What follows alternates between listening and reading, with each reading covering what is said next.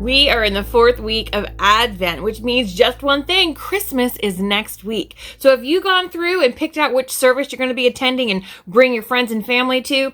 We have 5 Christmas Eve service options that you can pick from. So why don't we go through them real quick, shall we? All ages will want to join us at 3:30 p.m. in the sanctuary for our family service, when children will have a hand in telling the Christmas story. It is always very fun. At 5 o'clock, we have our contemporary service, which will be in Maxwell Hall with our praise band. Then at 7 o'clock, we'll have our traditional service in the sanctuary with our choir. This service always seems to fill up fast, so you may want to come early. Or you can join us online, because that service at 7 p.m. will also be live streamed on YouTube for our digital worship service for Christmas Eve. And for something a bit more quiet, join our 9 p.m. peaceful communion service in the sanctuary.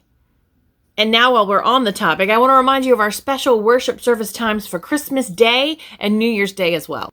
On Christmas Day, we have 1 on-campus service and 1 digital service, both at 10 a.m. The on-campus service is in the sanctuary. Feel free to wear your Christmas jammies and join us for this special service. Our digital worship service is also at 10 a.m. and will be a live stream of that service in the sanctuary.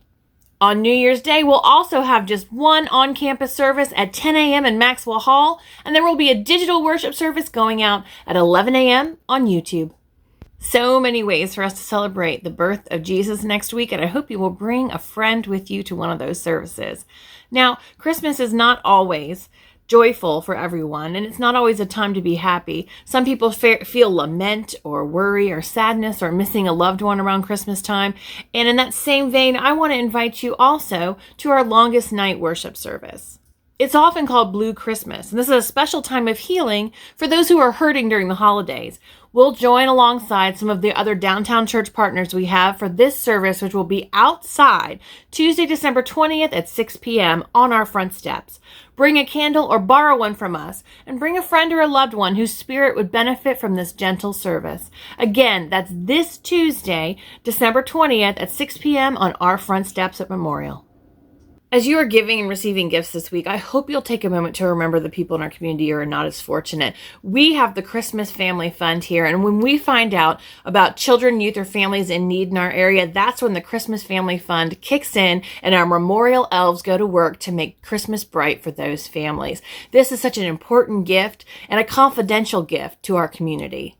If you would like to help us replenish this fund, please consider giving a gift and putting Christmas Family Fund on the memo section of your check, or selecting Christmas Family Fund when you give online. Remember, all this money stays in our community to help our neighbors make Christmas bright for their families.